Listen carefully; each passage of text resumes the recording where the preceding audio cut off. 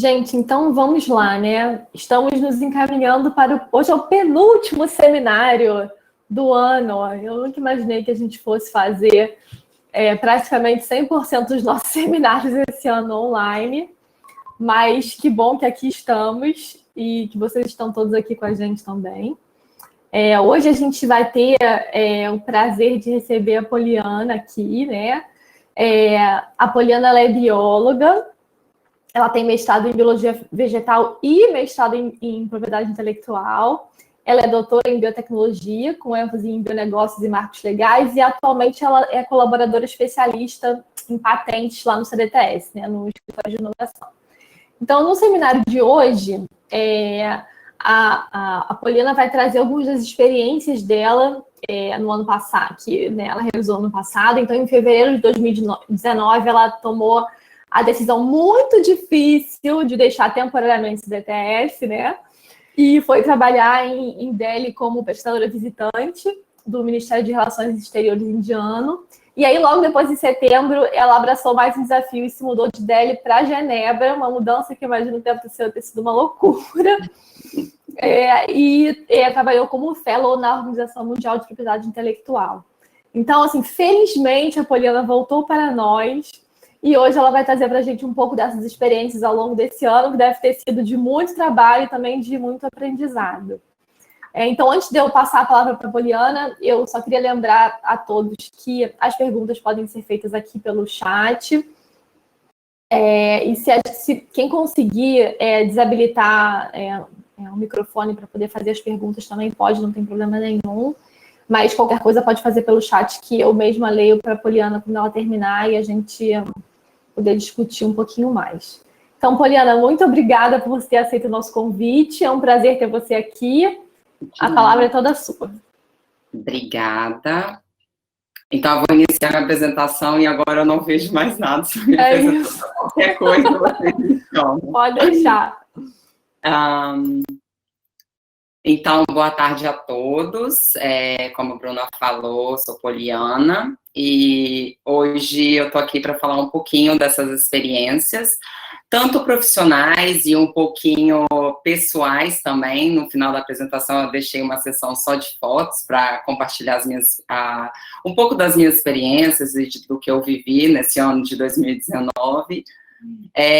Então, esse título, na verdade, né, da Índia para a Suíça, experiências recentes de uma bióloga especialista em patentes, eu tentei englobar as duas experiências e o que elas tinham de comum, né? Na verdade, era uma bióloga trabalhando no ambiente de patentes, mas eu vou falar com vocês, foram duas experiências bastante distintas e bastante enriquecedoras também. E aí, só para apresentar um resumo, né, do que eu vou falar inicialmente da minha experiência como pesquisadora visitante no RIS em Delhi, e depois da experiência como fellow da OMP em Genebra. E só para aqueles que ficarem até o final, vão ter algumas experiências pessoais que eu acho que merecem ser compartilhadas, né, de algumas coisas interessantes que eu vivi nas duas experiências, nos dois países. E aqui, é só para lembrar, né, isso que a Bruna falou, em 2018 eu assumi uma bolsa de pós-doc no CDTS, e aí eu estava trabalhando junto ao time do Escritório de Inovação, né, e foi um ano super intenso, aprendi um monte, interagi com várias pessoas, inclusive conheci vários dos pesquisadores do CDTS e participei da foto oficial, como vocês podem me ver no canto da esquerda, toda formal, de vestidinho ali. E aí eu estava no Rio e eu havia sido selecionada para essa oportunidade como pesquisadora visitante na Índia. E aí eu decidi, e realmente foi uma opção bastante difícil de ser, uma decisão bastante difícil de ser tomada, mas eu decidi abraçar o desafio e ir para Delhi e passar os 6 meses iniciais. Então, inicialmente eu saí do Rio e ia passar 6 meses fora e depois voltaria para o Brasil, né? Então, Inclusive, depois, né, eu decidi para a Suíça, quando a gente conversou, quando a Bruna me contactou inicialmente para falar das experiências, ela não sabia que eu tinha ido para Genebra, então, isso ficou uma coisa meio que no meio do caminho, não ficou muito claro para as pessoas do CDTS, então, que sabiam que eu estava saindo para ir para a Índia, né. E aí, essa primeira experiência como pesquisadora visitante no RIS, o Ministério das Relações Exteriores da Índia, ele financia isso e apoia um programa de Visiting Fellows, né, nesse think tank que chama RIS. O RIS, que é Research and Information System for Developing Countries, ele é um think tank bem voltado para diplomacia, para ciência mais voltada em termos de cooperação sul-sul, de países em desenvolvimento, fortalecimento do sul e em desenvolvimento podem colaborar de forma a superar os nossos desafios, né? E aí, todo ano, esse ano eles não lançaram por causa da pandemia, mas todo ano eles lançam esse programa, e aí eles levam 2 brasileiros, supostamente 2 brasileiros, 2 indianos e 2 brasileiros, 2 indianos e 2 sul-africanos para a Delhi, para passar os 6 meses como pesquisador. E aí, o que é o IPSA, né? Porque até mesmo quando eu me inscrevi, eu tive que pesquisar, porque para mim não era comum essa nomenclatura. E o IPSA, né, ou países IBAs, é um acordo trilateral que existe entre essas 3 grandes democracias, que são Brasil, Índia e África do Sul. E o acordo, que ele é anterior, inclusive, ao acordo do BRICS, que foi assinado em 2006, se eu não me engano, e o IPSA Dialogue Forum, que é como eles chamam esse acordo, ele foi assinado em 2003, ele traz essa congruência entre essas 3 democracias muito fortes, principalmente quando você considera os seus continentes, né, os continentes de cada um dos 3 países, e considera que a gente se encontra em posições bastante semelhantes em termos de desenvolvimento, e encontrando também desafios muito similares em termos de economia, sociedade,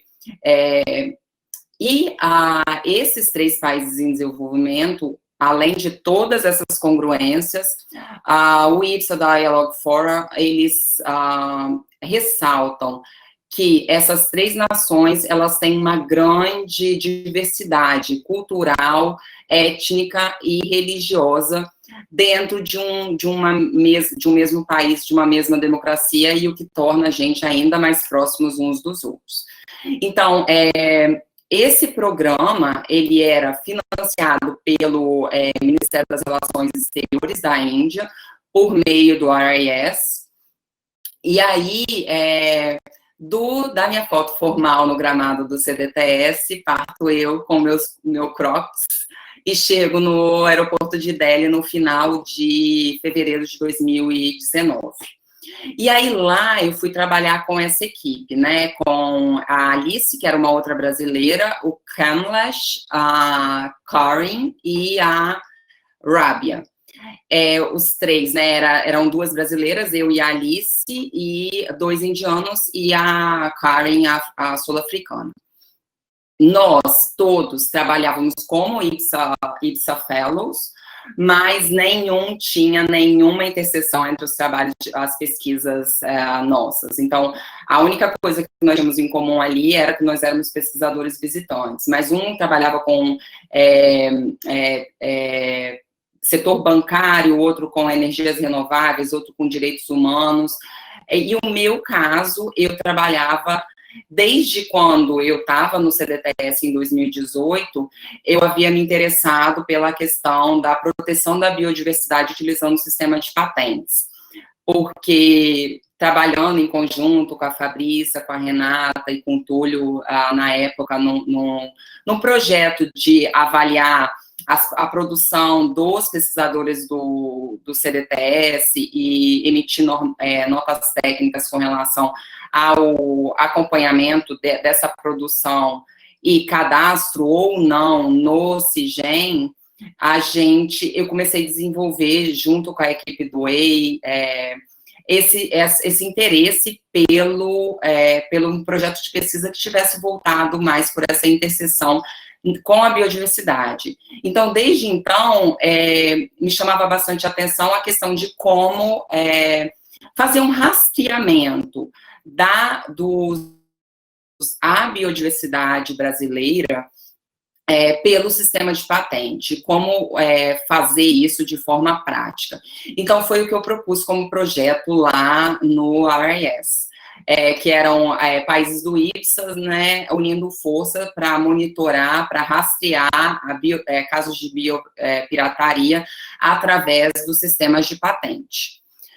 E aí, como eu falei, né, desde o início eu tinha esse interesse com relação a fazer esse acompanhamento e a estudar a fundo a questão do como que o sistema de patentes poderia se tornar um ponto de checagem real, porque a Convenção da Diversidade Biológica e outros acordos internacionais, o Protocolo de Nagoya, eles estabelecem que o sistema de patente pode e deve ser um ponto de checagem para acompanhamento dos acessos e dos casos de apropriação indevida e uso indevido da biodiversidade nacional.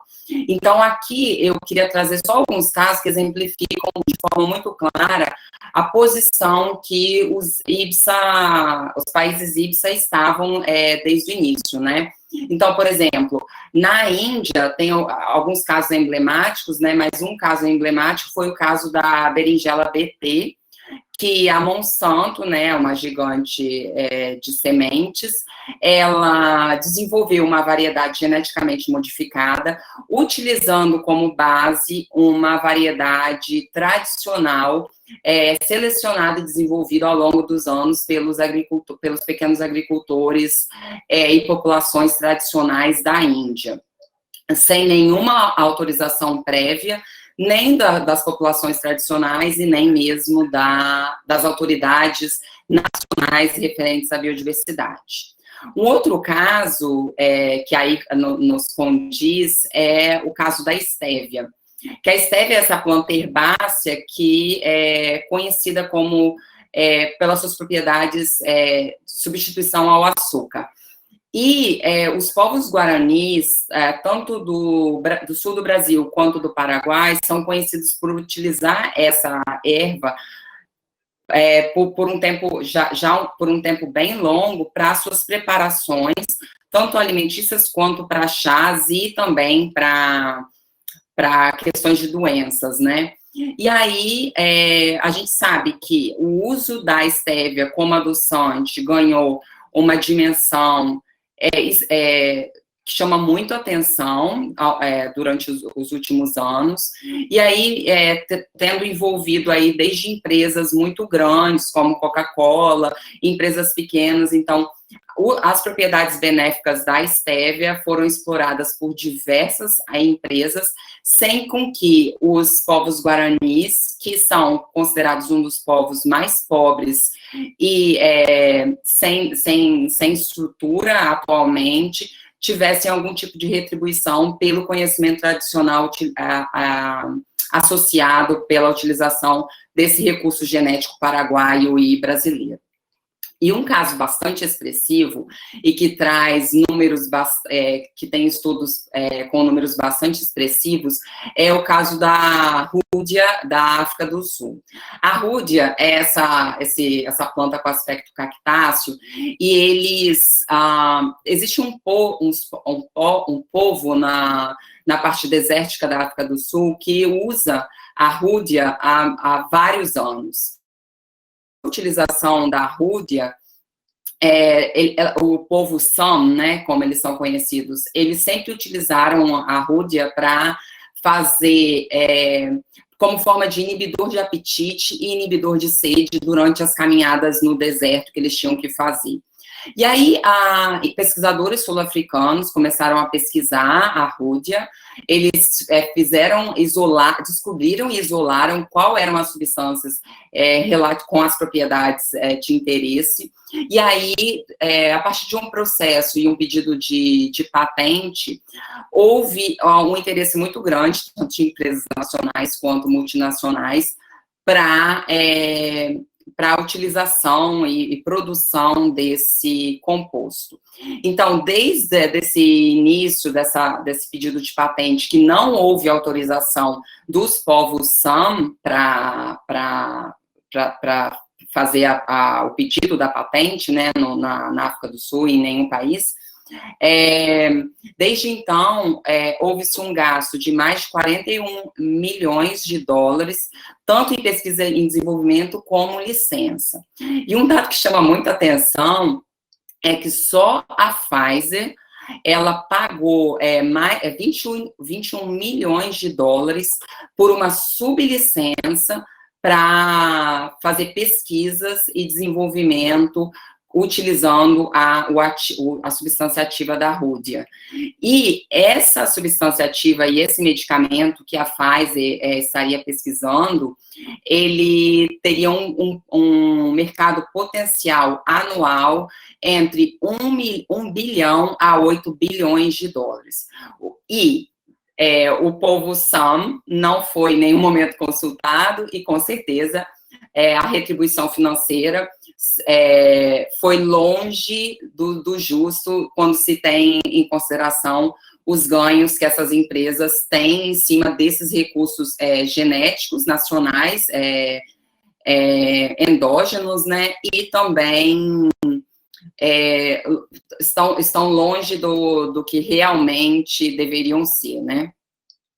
E aí, isso demonstra, né, esses 3 exemplos demonstram em números o valor da biodiversidade dos países do IPSA, né?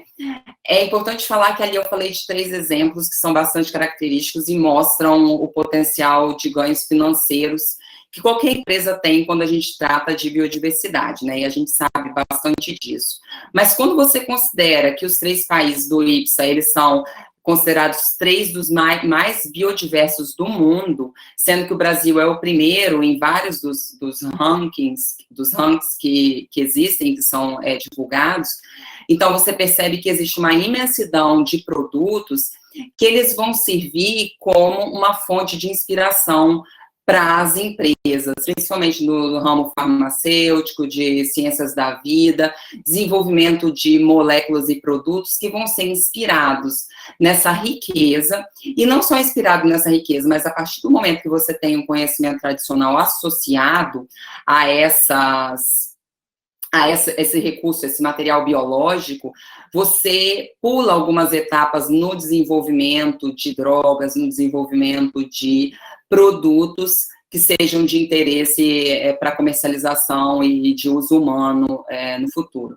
Então, isso demonstra, mais uma vez, que se você tem uma biodiversidade rica e que está sendo utilizada por povos tradicionais ao longo dos anos, sejam eles indígenas, sejam eles pequenos agricultores, esse tipo de conhecimento, como a gente sabe, da mesma forma que a biodiversidade, ela tem um valor e que, muitas vezes, os países beneficiados e os povos beneficiados não são os provedores, e sim aqueles que extraem esse conhecimento e essa riqueza dos países provedores, que em geral são os países em desenvolvimento. E é importante salientar também que não só o IPSA, né, os países do IPSA, mas existem dados que demonstram que 80% da biodiversidade mundial, ela está da riqueza de biodiversidade mundial, ela está presente nos países em desenvolvimento.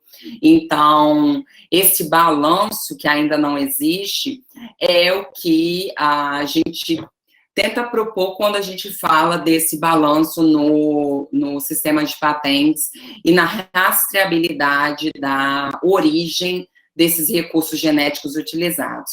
Então, o sistema de patentes, ele já é conhecido, como eu falei no início, como um ponto de checagem para ver a origem do recurso genético que está sendo utilizado, do conhecimento tradicional que está sendo utilizado por um determinado depositante de uma patente.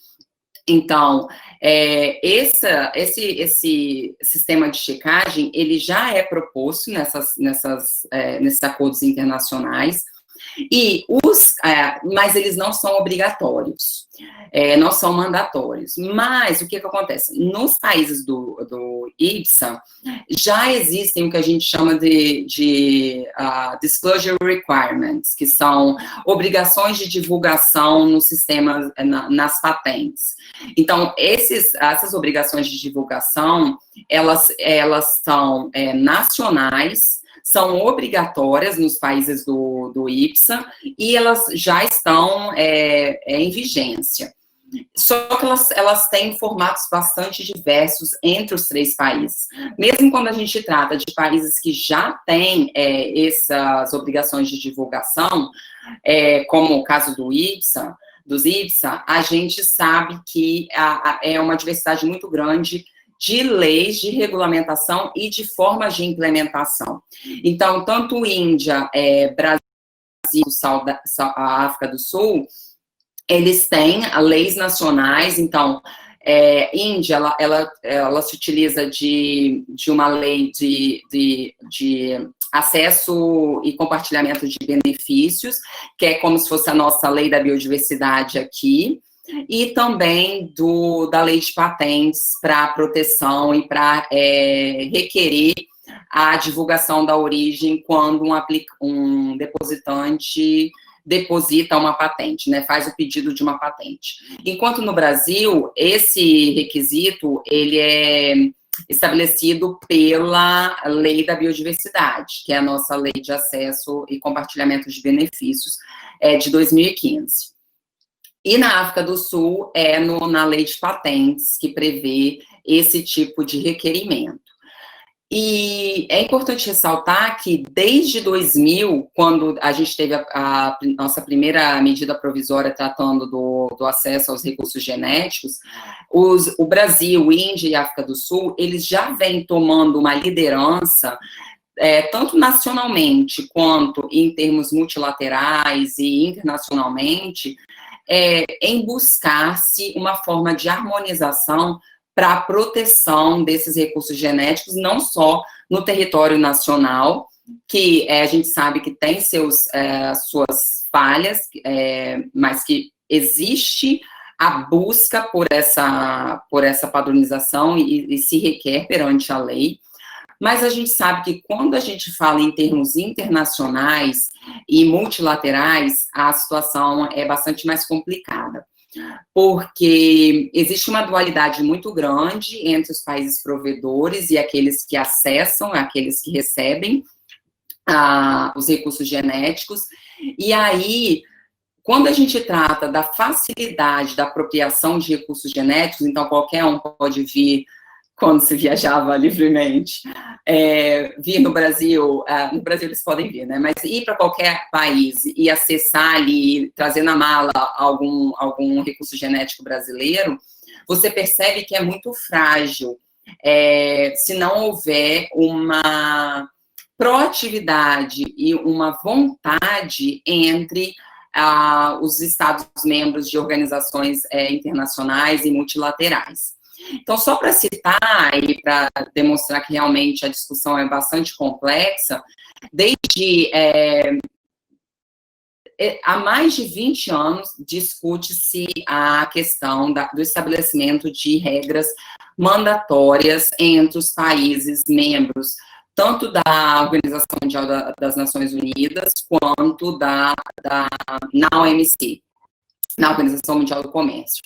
Então, essa linha do tempo, ela demonstra que, a partir de 93, quando se estabeleceu, né, a CBD, você tem o estabelecimento de regras de que é desejável e é justo uma divisão equitativa dos benefícios advindos do acesso aos recursos genéticos e conhecimentos tradicionais dos países e das nações. E reconheceu a questão da soberania nacional, porque antes tinha-se que as riquezas naturais, elas eram algo que eram de domínio público e não deveriam ser apropriadas por ninguém. Depois houve as discussões que no TRIPS, no acordo do TRIPS, que é o acordo bastante voltado às questões comerciais, eles começaram a permitir, a partir de 95, o patenteamento de invenções baseadas em recursos genéticos, o que não era possível, e aí essas discussões começaram a se intensificar em Doha, quando, na declaração de Doha, os países parte estabeleceram que deveria se haver algum, ou uma emenda no TRIPS, ou alguma outra forma que garantisse a proteção dos recursos genéticos quando utilizando-se mecanismos de propriedade intelectual como as patentes. E aí, dois principais cenários, né, aconteceram desde Doha. É uma discussão bastante intensificada no Conselho do TRIPS, que eles propõem uma emenda no artigo 29 do Acordo do TRIPS, como também uma discussão bastante intensificada na Organização Mundial da Propriedade Intelectual, uma das agências das Nações Unidas, e aí eles têm proposto uma forma de proteção sui generis para tanto recursos genéticos quanto conhecimentos tradicionais. Mas vale ressaltar que, em 2018, os negociadores, né, em reuniões no IGC, que é o Comitê Intergovernamental que lida com os assuntos de recursos genéticos, conhecimento tradicional e expressões culturais, lá dentro da OMP, eles estavam com um acordo praticamente aceito por todos os Estados-membros que estavam participando da reunião, e aí, se eu não me engano, 4 ou 5 países, dentre eles Japão, Estados Unidos e Canadá, foram contra aquele rascunho e não se andou para frente. Então, esses 20 e poucos anos de discussão, não tem ocorrido um avanço no escopo multilateral. E com um pouco essa problemática em torno das negociações multilaterais que têm ocorrido nos últimos anos, isso tem perdido ainda mais a força. E aí a proposta era unir as forças dos países do IPSA e dessas potências em biodiversidade para apresentando algumas propostas que pudessem ser implementadas de forma não muito dificultada, não modificando leis nacionais, nem nada disso, mas, inicialmente, por exemplo, estabelecendo uma harmonização nas diretrizes dos 6 escritórios de patentes. Porque, como eu falei, a gente tem leis diferentes que regem o assunto da obrigação de divulgação da origem do material genético que é utilizado numa invenção. A gente tem leis diferentes nos 3 países, mas o procedimento dentro dos escritórios de patente varia muito mais. Então, o escritório de patentes indiano tem um procedimento, o escritório de patentes brasileiro tem outro procedimento, e o escritório sul-africano tem outro. Então, essa harmonização entre as diretrizes, elas poderiam ser interessantes, não só facilitando a comunicação e a análise dos pedidos de patente pelos escritórios nacionais, mas também, e dessa forma, né, trazendo pontos de início comum entre esses países, e aí, nesses pontos de início comum, a gente teria também pontos de checagem comuns que poderiam ser compartilhados, e discutidos, né, tanto entre formuladores de política, quanto técnicos e os analistas dos escritórios de patentes, mas também traria um benefício enorme para os depositantes de patente, que uma vez que você tem procedimentos harmonizados entre países, isso facilita quando eu tenho interesse de depositar uma patente no Brasil, nos Estados Unidos, na Índia e na África do Sul. Então, esses benefícios extrapolariam a questão do próprio escritório de patentes, né? Mas seria ainda melhor também para os depositantes. E outra das principais propostas é a realização de pesquisas, o desenvolvimento de pesquisas colaborativas em conjunto entre os 3 países. Então, esses estudos seriam especialmente para identificar identificar nos bancos de patente, nos bancos de pedidos de patente, casos de apropriação indevida, de biopirataria e de uso indevido dos recursos genéticos do IPSA, dos países do IPSA. Isso poderia servir de fonte de recurso, né, de conhecimento, não só para os próprios países do IPSA, para expor os casos de biopirataria, mas também para demonstrar nas discussões multilaterais a questão da importância de se proteger a biodiversidade, porque existe um discurso nas arenas multilaterais de que isso seria coisa da cabeça dos países desenvolvidos, né, os países subdesenvolvidos, isso realmente não ocorre. Então, você demonstrando que nos pedidos de patente, você tem esse tipo de caso, né, bastante frequente, isso vai trazer dados para essas discussões nas organizações como a OMP e a OMC. E também é importante destacar que, surpreendentemente, a colaboração internacional entre os países do IPSA, ela é ínfima quando a gente compara com outros colaboradores que nós temos. Então, nós temos várias similaridades, a gente encontra as mesmas dificuldades, a gente estuda os mesmos problemas, mas apenas a Índia consta como um dos 10 principais colaboradores da África do Sul. No resto, não existe em nenhum momento os outros países em colaboração aí nessa lista dos 10.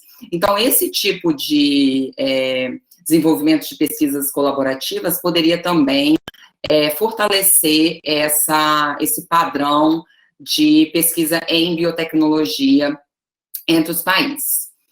E aí, essa pesquisa, né, e essas propostas, elas culminaram na publicação de um capítulo num livro, que era um relatório, que é esse relatório que está aqui no canto do vídeo, que é aprofundando a cooperação, né, dos países IPSA. Então, as perspectivas desses setores chaves que nós, IPSA Fellows, estávamos estudando lá.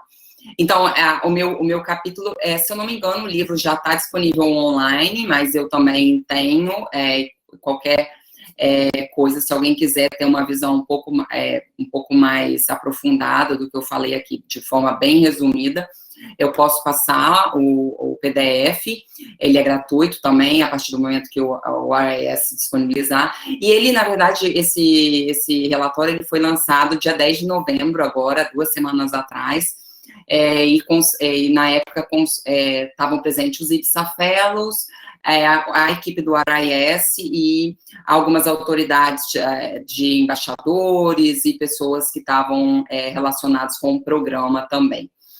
Então, foi um programa bastante enriquecedor em termos profissionais, uma vez que eu tive o prazer de lidar com um assunto que me interessa bastante e me aprofundar bastante também no assunto, gerando outros frutos depois também, né? E a minha segunda experiência, que eu fiquei de falar para vocês, é a experiência como fellow na OMP, né? A oportunidade como fellow na OMP, eu estava para finalizar a minha fellowship lá na Índia, e aí eu recebi a confirmação e o convite para assumir essa fellow na Organização Mundial da Propriedade Intelectual. Para quem não está familiarizado, a Organização Mundial da Propriedade Intelectual é uma das 16 agências das Nações Unidas. A sede, ela está em Genebra, mas a OMP, ela tem escritórios externos em outros países, e um deles é o Brasil, o escritório externo é no Rio. E a OMP, ela é considerada, isso também é um dado bastante interessante, ela é considerada uma das agências da ONU mais ricas, porque ela não depende de contribuição dos Estados membros, porque ela tem um grande aporte de recurso pelos sistemas internacionais de proteção de propriedade intelectual, como, por exemplo, patentes, marcas. Então, eles têm esses sistemas que facilitam a vida dos depositantes quando eles têm interesse de aplicar a proteção em diversos países. Então, eles cobram algumas taxas em francos suíços, o que faz uma grande diferença, e aí eles cobram essas taxas e, por isso, eles têm um orçamento muito alto. Então, não precisa de pagar. Então, eles têm prédios muito novos, e eu vou falar um pouquinho disso depois. Então, eu fui para lá para assumir esse desafio também de trabalhar como PCT Fellowship Program. A OMP tem um desses acordos internacionais, que é o Acordo de Cooperação em Matéria de Patentes, que é o PCT. E o PCT, ele é como se fosse um facilitador para aqueles que desejam depositar diversas patentes em diversos lugares do mundo. Então, ele facilita a vida, diminui custos em determinado momento, dá mais prazo. E aí, esse sistema, ele tem vários países são signatários desse tratado, né? E aí eles precisam de alguns assistentes para ajudar. Então, um dos programas da OMP é esse programa de fellow no PCT.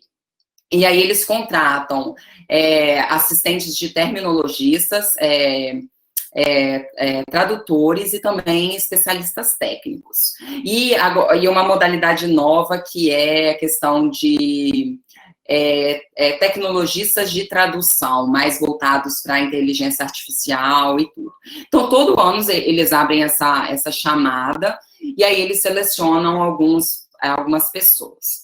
Como vocês podem observar pela foto, não sei se eu consegui disfarçar, mas as pessoas, as outras fellows, né, os outros fellows eram sempre muito mais novos, porque para todas as modalidades de fellow, na verdade, não existia exigência de mais do que a graduação. E aí, eles selecionaram, na verdade, o assistente de terminologistas, eles pediam terminologistas ou pessoas das áreas técnicas que tivessem mestrado ou doutorado.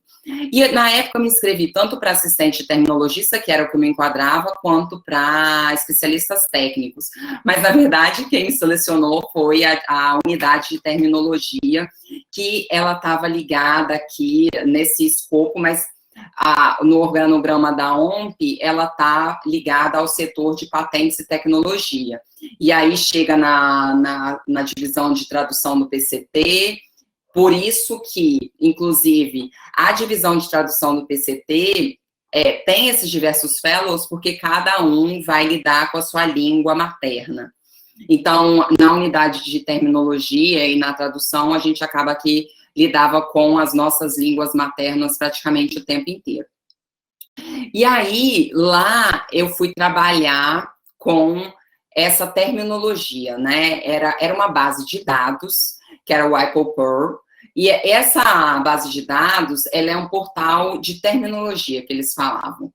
E esse portal de terminologia, ele inclui então, é uma base multilingual, que vai dar acesso a termos científicos e técnicos derivados de documentos de patentes. Então, a gente fazia busca, na verdade, era uma máquina, né? Na verdade, ela fazia a leitura dos documentos de patente e identificavam alguns termos que eram importantes a gente ter a tradução e os termos nas 10 línguas oficiais do PCT. Esse tratado, além das 6 línguas oficiais das Nações Unidas, que as línguas oficiais das Nações Unidas são o inglês, o espanhol, o francês, o russo, o árabe, o chinês, ela também inclui as línguas como língua oficiais, o português, o coreano, o japonês e o alemão. E aí, tinha fellows praticamente sempre de todas as línguas, e aí a gente viu, basicamente, a questão desses termos nas nossas línguas maternas e termos científicos. Na verdade, praticamente todo o tempo que eu trabalhei lá, eu trabalhei com termos ligados à biologia, mas eu podia trabalhar com qualquer outro termo, mas eu tinha como escolher, e aí eu escolhi os termos mais ligados à bioquímica, à biotecnologia e tudo. E, na verdade, eu queria até mostrar um pouquinho dessa base de dados para vocês. Ela está livre, é um acesso livre, essa base de dados, qualquer um pode acessar. Então, quando a gente tem alguma dúvida nas traduções um pouco mais oficializadas do inglês ou de alguma outra das línguas, a gente pode lançar mão dessas bases quando for necessário. E aí eu vou passar, o vídeo de 3 minutos, mas eu vou passar só os 40 segundos iniciais para que vocês tenham uma ideia da base.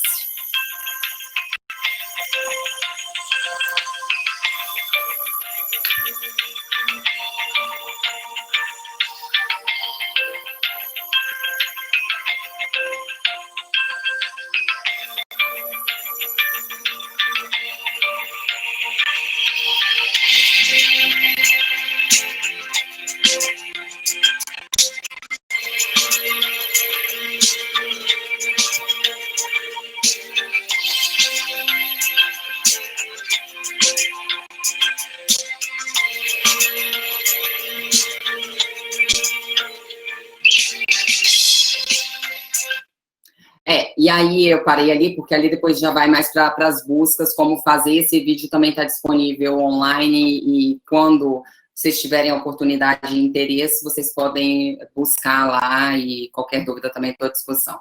Mas aí vocês podem fazer buscas dentro dessa base de dados, e é bastante interessante, porque é uma base muito viva e muito ativa. Então, sempre está sendo atualizado, sempre estão sendo inseridos novos termos de vários campos do conhecimento.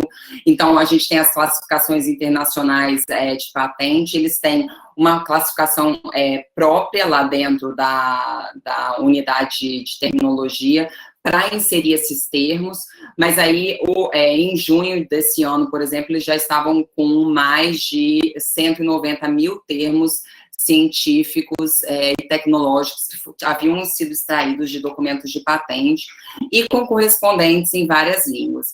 Inclusive, com o surto do coronavírus, né, eles também inseriram vários novos termos relacionados ao coronavírus, e também, além disso, eles têm um guia com um glossário para esses termos nas diferentes línguas. Então, pode ser útil de diversas maneiras. Só que, e aí, o que acontece? A gente trabalhava com conceitos, né? A gente tinha conceitos na cabeça, então, o que era que eu estava descrevendo, e tinha um objeto, que era a estrutura física do trabalho. Então, se eu tinha uma coisinha que vinha, um arzinho quente do lado da poltrona, esse era o objeto, mas eu não sabia o nome dessa estrutura. Então, eu tinha um conceito e eu definia as características desse conceito pertencente a esse objeto. E aí a gente tinha que descrever esses termos nas 10 línguas, o que às vezes soa fácil, mas tem horas que são um pouco difíceis. Então, e além disso, como os terminologistas, além de sugerir, né, no meu caso, os termos em português, a gente tinha que achar em fontes, a gente tinha que buscar fontes confiáveis, né, com textos que são trechos ou parágrafos que contivessem aqueles termos. E esses contextos, eles sempre deveriam ter sido escritos por falantes nativos e acessíveis a livre busca, e, além disso, poderiam ser em artigos e revistas científicas e técnicas, desde que escrito por falantes nativos, textos acadêmicos e livros didáticos e também patentes, desde que escritos por falantes nativos. Então, tinha momentos que a gente eu ia na base do INPI, por exemplo, e eu não podia utilizar, porque ela era uma tradução de um documento de patente em inglês. Então, a questão da terminologia tinha essas peculiaridades. E aí, por exemplo, só para demonstrar que a gente tinha, né, alguns manuais e nas dicas de terminologia em português, o repositório que era citado como referência para a área da saúde e medicina, né, era a Fiocruz em primeiro lugar aqui. Então, a gente tinha que seguir alguns padrões, né, para fazer esse trabalho dos termos diários. Só que aí, o que acontece? Eu tinha essa meta para atender de termos que estavam ligados, eram termos técnicos e estavam ligados muito mais a um aspecto terminológico desses termos, mas aí eu comecei a perceber, em paralelo com as minhas atividades, que a base de dados, elas estavam sendo alimentadas somente por, como eu falei com vocês no início, eram só tradutores, só terminologistas, não tinham especialistas técnicos. Na verdade, as pessoas que iniciavam nessa fellowship lá, muitas vezes elas não sabiam o que era o PCT, elas não sabiam o que era o sistema de patentes, então elas tinham que ter todo um treinamento. Então, elas não conseguiam visualizar como inserir os dados, os nomes de espécies biológicas. Então, a alimentação da PCT Term Base e da WIPO-PEAR, ela estava ocorrendo de forma totalmente sem padronização. E aí, esses nomes eram lançados em 10 línguas diferentes. Tinha o problema de nomes científicos e nomes comuns estarem totalmente separados uns dos outros, e o que incomoda bastante os biólogos, os nomes científicos, eles estavam sempre lançados, em geral, lançados fora dos padrões do sistema binomial. E aí, vendo isso, visualizando isso, eu sugeri, né, lá dentro da unidade, para a gente fazer um documento, uma diretriz padronizando essa alimentação de dados dentro da base de dados, porque eles tinham um campo específico para nome científico, então, eles tinham essa descrição do termo, então tinha vários campos, e o campo científico, o nome científico, ele não tinha nenhum tipo de padronização. Então, para aqueles que me conhecem, já sabem que eu adoro uma padronização, a gente fez um rascunho de diretrizes, trabalhou em conjunto, para que todos os tradutores, terminologistas que estavam ali trabalhando na unidade, também na divisão, inclusive, de tradução, eles pudessem utilizar essas diretrizes de forma, que foram apresentadas de forma bem simplificada, para que eles pudessem colocar aquilo em prática no dia a dia do trabalho deles, mas que eles pudessem sempre seguir o mesmo padrão. Então, o nome lançado inicialmente dentro da base era em inglês, então, a pessoa que lançasse em inglês ia colocar lá o nome científico como head term, e aí como o termo principal, né? E depois os nomes comuns em inglês. E as outras línguas incluiriam os nomes comuns para aquela língua, porque não fazia sentido, né, inserir nome científico em todas as diferentes línguas, sendo que o nome científico ia estar em latim para todas as línguas. Então, a gente trabalhou de forma a facilitar, mas ter uma padronização ali dentro das atividades deles no dia a dia. Então, assim, eu fiquei bastante satisfeita, porque eu pude contribuir com uma coisa que eu vi que estava precisando de ter um direcionamento um pouco mais técnico ali dentro e além de entregar a minha meta de termos semanal. E aí, para aqueles que ficaram até o final, então, essa foi a experiência, né, de trabalho lá dentro da OMP. Era uma atividade que não era de pesquisa, não tinha a ver com pesquisa, apesar do que eu tentei fazer essa padronização que demandou uma pesquisa ali dentro da base de dados deles, mas era uma atividade de metas diárias, né? Mas era totalmente diferente da Índia, mas também foi muito enriquecedora e deu para aproveitar bastante coisa. E dentre essas bastante coisas que eu quero falar, eu vou falar algumas dessas experiências pessoais que, para mim, merecem ser compartilhadas, né? Então, quando a gente fala, né, de trabalhar, de ir para Genebra, passar um tempo, trabalhar mais tempo, eu trabalhei só 6 meses, infelizmente foram 6 meses de inverno, exatamente, o que para mim foi um pouco sofrido, mas dizem que Genebra no verão é lindo, e aí chama muita atenção, porque Genebra, as discussões que ocorrem ali na Praça das Nações, né, as manifestações, a gente sempre acompanha muito pela TV, né, então eu trabalhava aqui, nesse prédio aqui, eu acho que vocês conseguem ver meu cursor, nesse prédio, que estava exatamente em frente à Praça das Nações, onde tem a Broken Chair, e como eu falei, né, a OMP, ela é muito peculiar, porque ela é uma organização das Nações Unidas muito rica. E aí você tem uma estrutura muito nova, tudo muito bonito. Esse era o salão principal, né, das apresentações lá da OMP, e era, tipo, muito bonito, só de você ver os luzes, era algo que chamava muita atenção. E aqui era a vista desse prédio aqui, né, do 13º andar, que tinha uma vista meio que de 360 graus de Genebra, e dava para ver o lago, né, em Genebra, o Jato d'Eau, que é esse jato de água que é bem característico lá.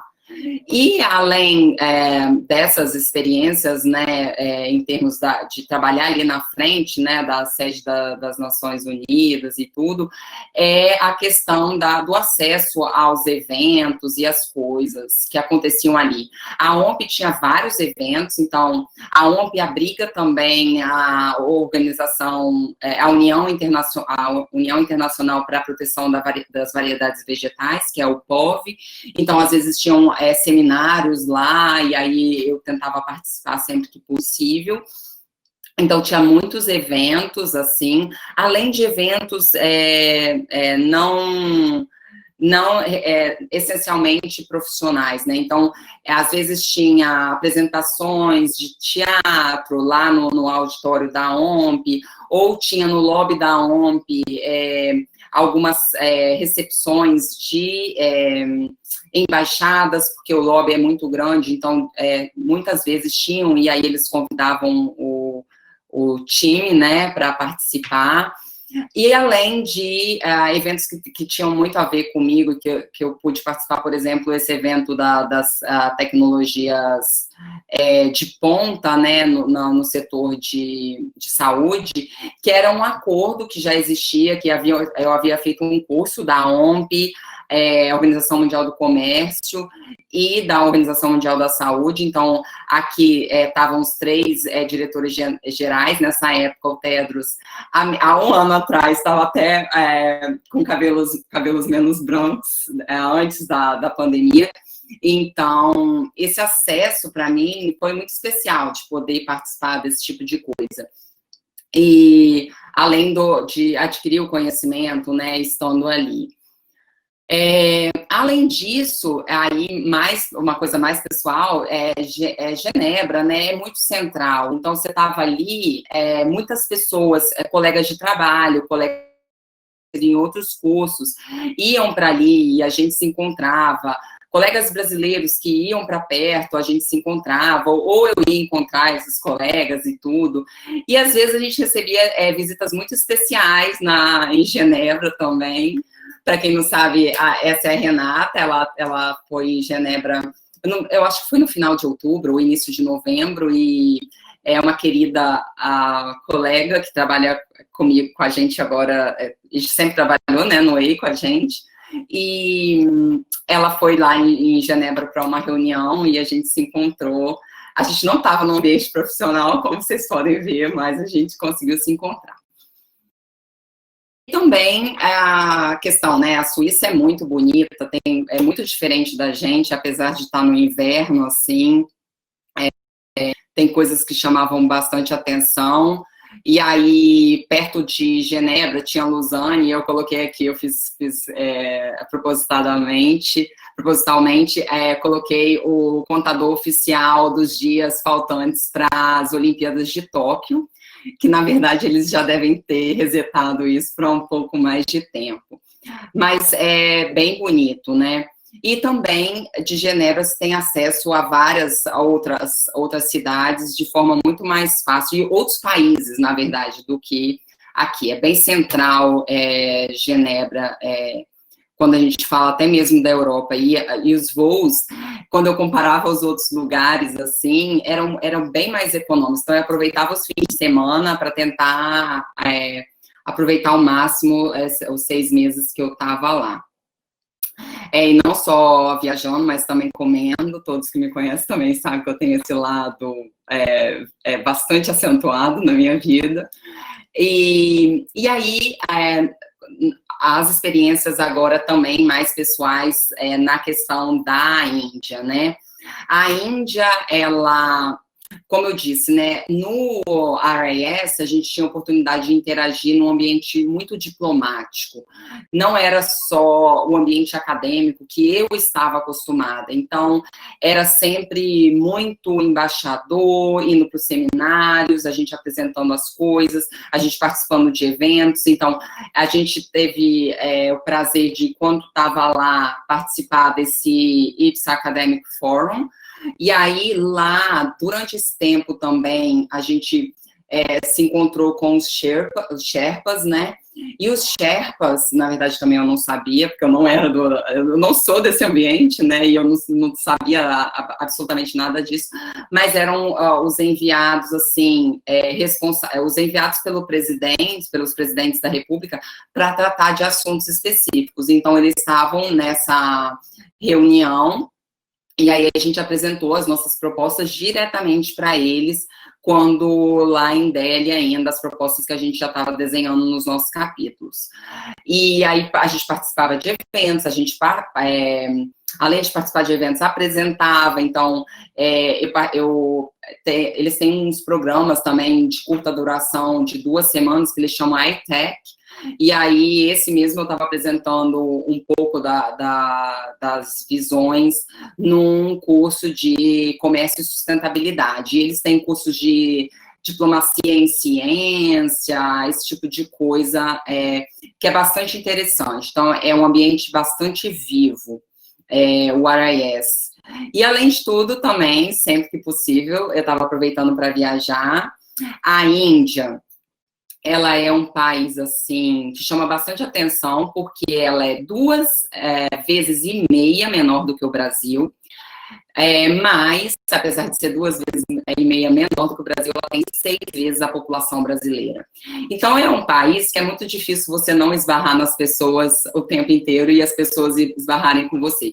Então, a noção, assim, a nossa noção espaço é muito diferente, assim, isso é muito cultural e é muito interessante. Então, quando eu cheguei lá, era um pouco que um baque, mas depois você vai se acostumando. E, além de tudo, tem algumas coisas peculiares também, né? Os templos são muito grandiosos, tudo muito grande, tudo muito bonito, e também extremo, né? A gente vê, igual a questão, não só a questão das diferenças econômicas entre a população, né, mas a questão também, por exemplo, do calor. O calor lá, quando faz calor mesmo. E aqui, quando eu fui no Taj Mahal, que tem essa foto, que a que está do lado com a sombrinha vermelha é a mesma, era um feriado, e vocês veem que o Taj Mahal está relativamente vazio, mas ele estava vazio porque esse dia estava 45 graus Celsius, a gente andando nesse cimento aí, sem nenhuma sombra, não tinha nenhuma sombra. E aí, essas experiências, assim, chamam muita atenção. Então, depois do Taj Mahal, eu coloquei essa linha que eu falei assim, não vai adiantar muita coisa não, porque vinha um bafo, mas ajuda. Então, a questão da arquitetura chama muita atenção, da religiosidade, que é muito diferente também do que nós temos como religião, e chama muita atenção todas as diferenças, e também o povo, né, e as experiências. Então, lá eu comecei a praticar yoga, que era uma coisa que eu não fazia antes e que eu persisto. O povo é um povo, assim, que chama muita atenção. Então, por exemplo, você estava andando na rua o tempo inteiro, alguém parando, pedindo para tirar foto com você, e eram simpáticos, e vinham abraçando. Aí, tipo assim, muitas vezes vinha... por exemplo, essa foto de cima aqui, eu lembro que inicialmente veio pedindo para tirar foto com a moça e com a criança. Aí daqui a pouco vem a senhora, depois vem a família, aí pediram meu marido, tira foto nossa. Então, tipo assim, e aí várias pessoas, elas têm prazer, né, de estar com pessoas que eles veem que são diferentes, né, da cultura deles.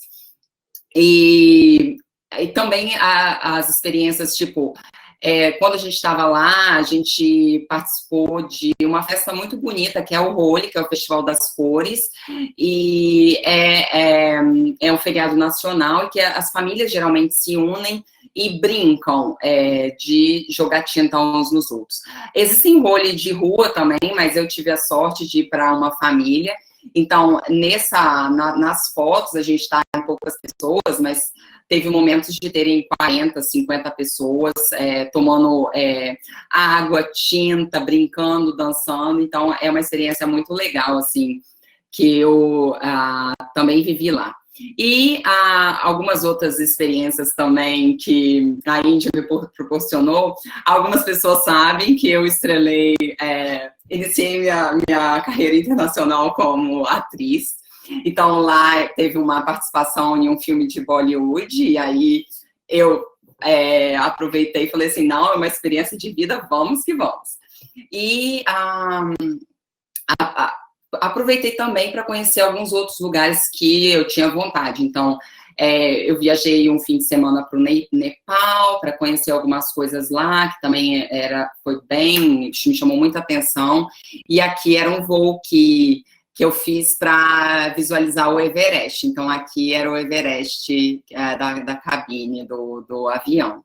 Então, assim, tudo isso fez a minha experiência muito interessante tanto na Índia, né, quanto na Suíça.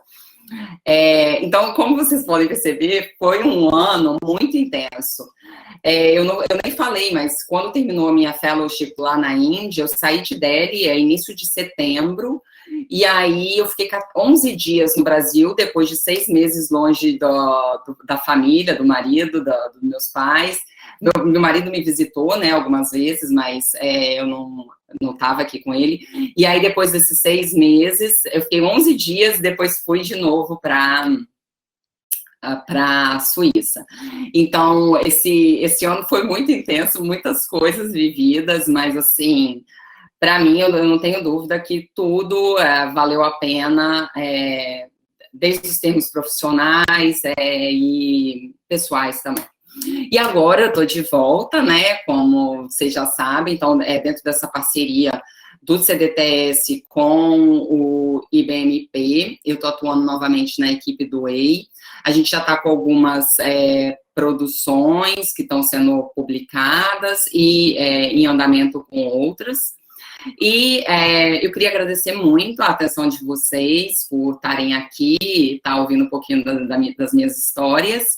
Eu estou à disposição para qualquer dúvida, qualquer curiosidade, qualquer discussão, em qualquer dos aspectos, tanto profissionais quanto pessoais. Vai ser um prazer interagir com vocês aqui. para saber que eu não fui tão chata. Vou parar a minha apresentação e estou à disposição, Bruna. Poliana, olha só, que incrível! A única pergunta que eu tenho para te fazer é qual é o nome do filme de Bollywood, porque eu preciso assistir a sua estreia no cinema internacional. Só de esse é o negócio, né? Quando você faz muitas coisas, depois você nem volta. Eu não me lembro exatamente do filme, mas eu vou buscar aqui para você. Olha só, e por favor, você tem que constar no seu currículo Lattes. Você não pode perder essa oportunidade. Por favor. Eu sou a atriz de filme de Bollywood.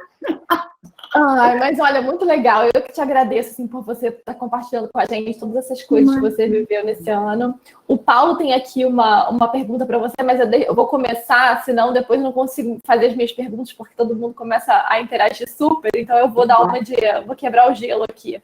Tá. Sobre o tema dos IPSA Countries, né, que você falou, qual você acha assim, que é a principal dificuldade de montar uma agenda comum assim, de propriedade intelectual entre esses países?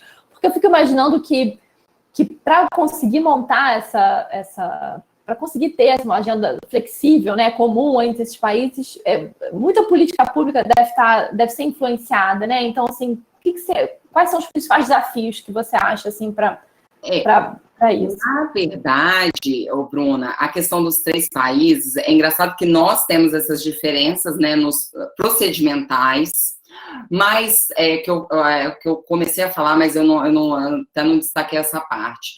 A gente tem essas diferenças procedimentais, mas em termos multilaterais, o IPSA, os países do IPSA, eles sempre foram muito congruentes e sempre concordaram muito nas posições, em termos, pelo menos, da biodiversidade e propriedade intelectual. Então, sempre lideraram as discussões em favor dos países megadiversos, e aí a gente tem visões bastante congruentes nessas discussões multilaterais. Nas discussões, assim, um pouco mais amplas, o que eu vejo é que existe, politicamente falando, eu vejo que tem um interesse muito maior da Índia em fortalecer o IPSA do que dos outros países. E aí isso existe porque Índia, primeiro, que os outros grupos principais, né, que incluem essas nações, eles incluem China, que é um oponente bastante forte da Índia nesses aspectos como potência na região asiática, principalmente, também, né? E aí, então, a gente sempre viu isso muito marcante. A boa vontade da Índia, inclusive com esse programa, ela sempre foi muito maior do que os outros, porque não existe o mesmo programa na África do Sul, não existe no Brasil. E existem os fundos, né, que os países participando desse acordo, eles deveriam depositar. Então, o Brasil estava devendo tinha um tempão, e aí a gente ficava com a maior cara de taxa, sendo bem ótimo. Tipo assim, a gente estava ali, aproveitando, né, com a bolsa, digamos assim, e aí o Brasil não estava pagando. Mas eu acho que os acordos variam muito de acordo com o que eu vejo, né, com o governante, com a forma com que isso é passado, né, para as instâncias mais abaixo, vamos dizer assim. Porque, apesar que a gente foi numa reunião dos Sherpas, né, a gente via que, tipo assim, havia uma discussão, mas que no Brasil não ia ser meio que implementado, por causa já da visão do governo à época. Então, por isso. Entendi. O Paulo aqui tem... Agora vou ler a pergunta do Paulo, porque para ficar gravado, né? Vamos lá. Então, Paulo diz assim: parabéns pela sua apresentação e por compartilhar sua experiência. Então, na sua opinião e experiência, os bancos de germoplasma de espécies de florestais não seriam suficientes para barrar qualquer patente indevida dos países estrangeiros de espécies brasileiras?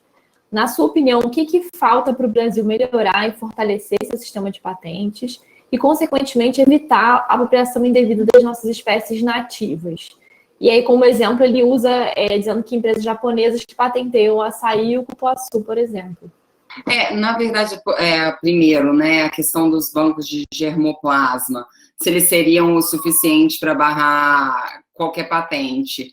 Na verdade, deveria haver, inicialmente, se for considerar essa possibilidade, a primeira coisa é uma ligação entre o banco de germoplasma e o escritório de patente. Um tipo de rastreabilidade, que não existe hoje em dia. Não existe rastreabilidade, por exemplo, de sequências genéticas, que são acessadas por bancos de bases. Inclusive, isso é uma das discussões internacionais. Então, não existe um link entre essas pontas que poderiam ser unidas para facilitar a rastreabilidade, né? Então, essa discussão, inicialmente, ela precisaria se basear nisso, na minha opinião, né? De ter um link entre essas diferentes instituições. Mas quando a gente fala de germoplasma, também a gente está incluindo só vegetais, mas a gente tem várias outras espécies que são utilizadas nas patentes, né? Então, isso é muito mais, bem amplo e é realmente um problema difícil de ser solucionado. Por isso que tem 25 anos que estão discutindo, fazedores de política pública, técnicos, doutores, que se reúnem em grupos de trabalho na OMC e na OMP, para tentar uma solução, e não se chega, e também na CBD e tudo, e não se chega a um consenso. E também não se chega a um consenso por falta de vontade, né? É muito cômodo para os países que acessam, né, ficar como está. E a questão da... o que faltaria, né, para o Brasil melhorar e fortalecer? Também eu acho que é a questão desses links, né? Existem algumas coisas que são interessantes, por exemplo, no sistema de patentes brasileiro, ele exige, né, que você tenha, se você utilizou, no INPI, se você utilizou material genético brasileiro, você tem que divulgar que você fez isso, né? Então, você tem que mostrar o seu número de cadastro no CIGEM. Mas isso não é exigido se você utilizou recursos genéticos estrangeiros. Se o recurso genético que você utilizou foi de outro país, só que isso vai totalmente contrário ao princípio que a gente está procurando, né? A gente não quer proteger só o nosso país, a gente quer proteger o nosso país, mas a gente quer proteger todos para que todos se protejam mutuamente, né?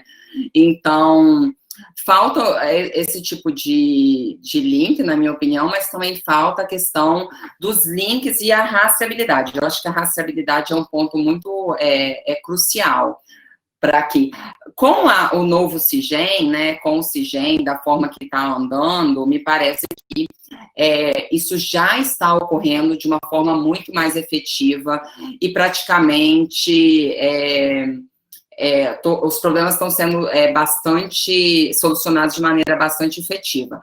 Mas o que já foi depositado anteriormente, né, como patente, contendo recurso genético e conhecimento tradicional, algumas vezes eles podem, talvez, ficar perdidos nesse meio, né, apesar de ter as regularizações aí.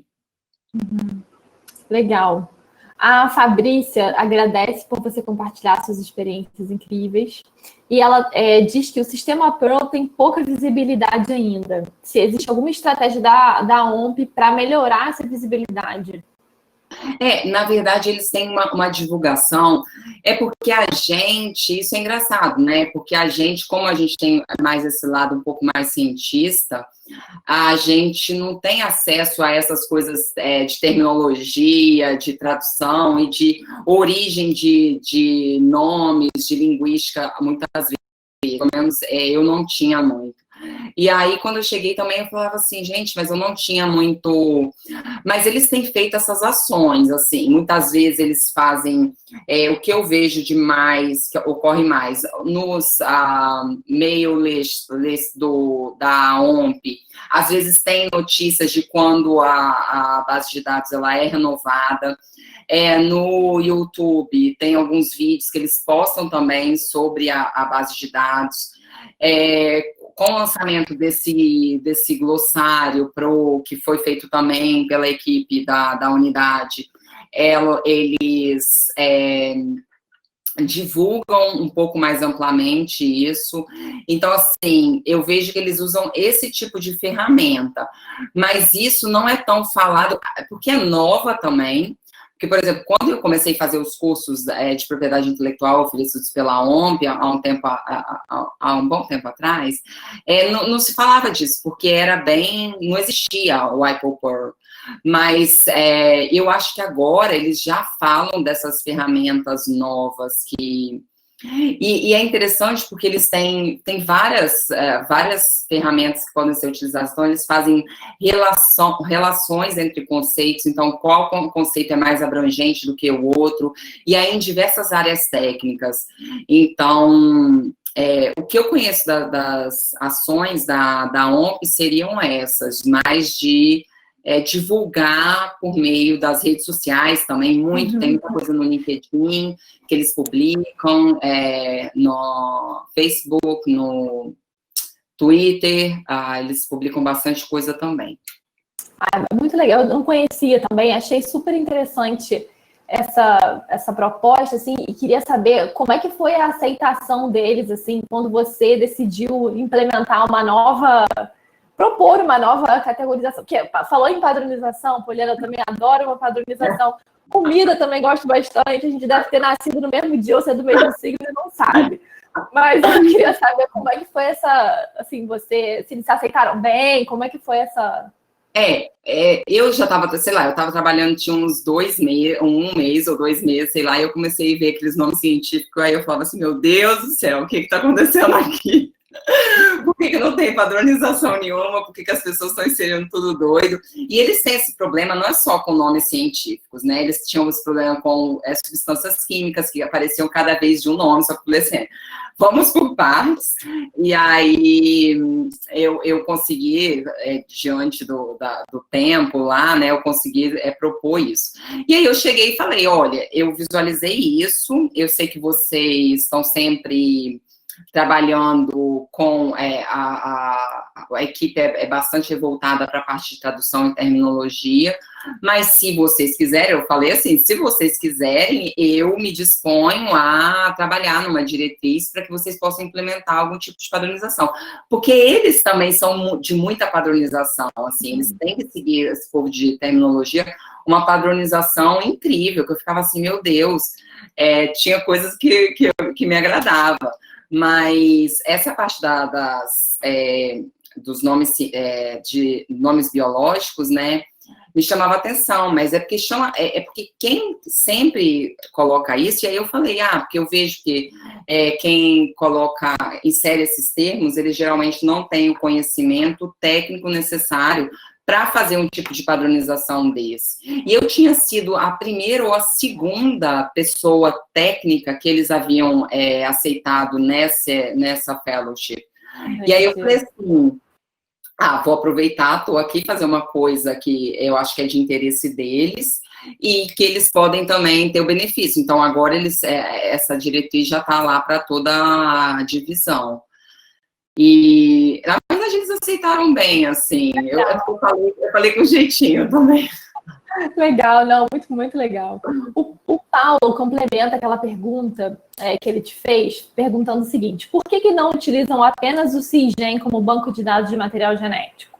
Cada dia que passa, aparece um banco de dados novo, que obriga você a cadastrar o seu projeto, que tipo de material genético foi abordado no projeto. Então, por que nós, brasileiros, sempre buscamos aumentar a burocracia? A pergunta de $1 milhão, Paulo.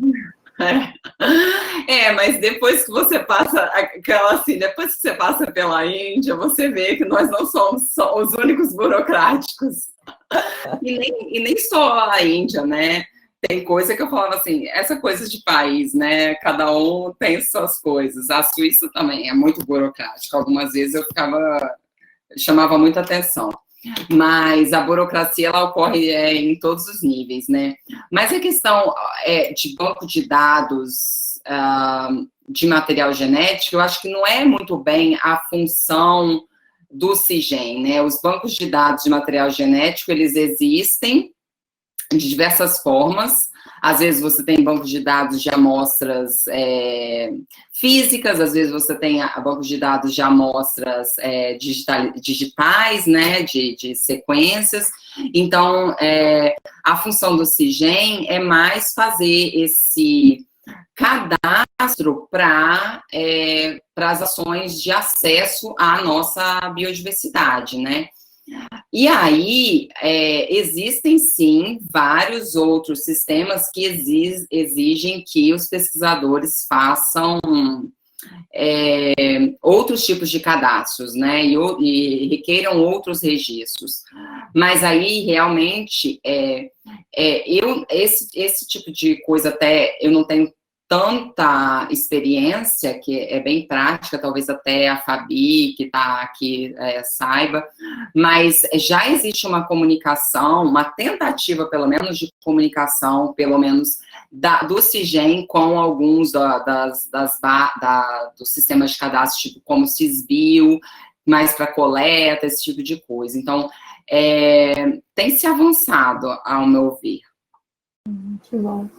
A Leila Longa também diz que muito interessante sua experiência, comenta que eles estudam as ferramentas e o aprimoramento delas lá na UAIP, né? E quem sabe se a sua experiência também não pode ser bastante aproveitada dentro do próprio INPI, né? Ela faz um comentário aqui dizendo que acredita que o olhar externo muito tem a contribuir com essa... A proposta inicial era que...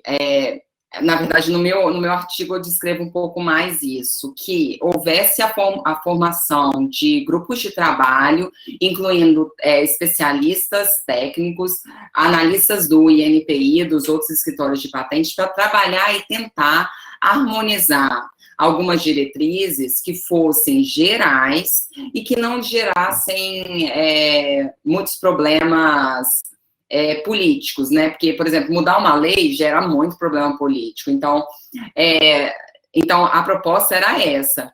Mas isso é uma coisa que tem que partir, né, dos formuladores de políticas se unirem e proporem isso para as instâncias executoras, né? No caso, o INPI e alguns especialistas que eles convocarem. É verdade. A Cláudia Chamas também te parabeniza pelas experiências incríveis e te pergunta o seguinte: você acha que o Brasil poderia cooperar mais com instituições científicas indianas na área de saúde? Por exemplo, com reposicionamento de drogas e outros temas? Ela afirma que a gente tem muitas preocupações em comum nessa área de acesso a medicamentos e vacinas e ainda não exploramos esse potencial de parceria. Sim, com certeza. Eu acho que também a gente tem muito a contribuir, foi o que eu falei, né? Chama muito atenção. Quando eu vi aquele dado, eu falei assim, aquele dado de colaboração internacional entre os países do IPSA, falei, gente, mas como assim? Fala-se tanto que nós temos os mesmos problemas, que nós temos tantas similaridades, mas a gente não consegue colaborar em termos de ciência. A gente tem um escopo de instituições de pesquisa científica bastante interessante, né? São países que têm respeito internacional em termos da ciência realizada. E aí não existe essa interação entre os países. E essa parte da área da saúde, reposicionamento de drogas, e outras partes da área de ciências da vida e farmacêutica, acho que a gente tem muito a aprender, principalmente com a Índia, e muito a interagir também, porque eles têm uma visão bastante, na minha opinião, um pouco mais avançada para permitir o acesso ao medicamento para a população, né? Tanto que os medicamentos lá é incrível, na verdade tem momentos que você até critica um pouco a questão do acesso, né? O acesso ficava meio irrestrito e a medicação era barata. Então, era bem diferente do que a gente vê aqui hoje, né? Acho que hoje Até eu vi uma notícia falando, né, a questão das dificuldades do acesso à medicação aqui no Brasil e a questão de como que é muito mais caro do que em outros países. Então, essa questão das nossas preocupações em comum, das nossas dificuldades, e a gente só busca, muitas vezes, cooperar e fazer ciência com países mais desenvolvidos, né? Porque eles têm isso, porque eles têm aquilo, porque eles têm aquilo outro. Mas eles não têm os problemas comuns que a gente tem, que a gente pode se fortalecer juntos, assim, e trazer propostas que sejam que tragam benefícios para a gente, e não que talvez seja o benefício, sei lá, no final, do próprio país desenvolvido, e não nosso, né, que tá com problema. Não, isso é uma discussão super interessante mesmo, até o ponto do financiamento mesmo, né? Acaba que muitas vezes os financiadores é que estabelecem essa agenda. Então, acaba que muitas vezes os países mais desenvolvidos acabam liderando esse esforço, mas com certeza eu acho que tem bastante espaço para cooperação. O Poliano Rogério também te parabeniza pela brilhante apresentação e pela iniciativa, te agradece por compartilhar esse conhecimento. E aí, ele queria saber se em algum momento do seu trabalho internacional, se você trabalhou com ou percebeu alguma conexão com da WIPO ou da IPSA com essa base de dados da Índia sobre conhecimento tradicional, a Traditional Knowledge Digital Library. Não, existe. Eu até falo também dela no meu capítulo, mas o meu trabalho, como já é um assunto muito complexo, eu sempre falo assim, eu vou restringir a acesso ao recurso genético, E a base de conhecimento tradicional indiana, ela é basicamente de conhecimento tradicional, né, como ela mesmo fala. Ela tem algumas descrições da utilização dos recursos genéticos, mas sempre associado ao conhecimento tradicional. Então, eu falo um pouco disso, até de algumas aprendizagens, né, com eles, da forma que nós poderíamos utilizar a expertise que eles já têm, porque isso é uma coisa que, às vezes, a gente...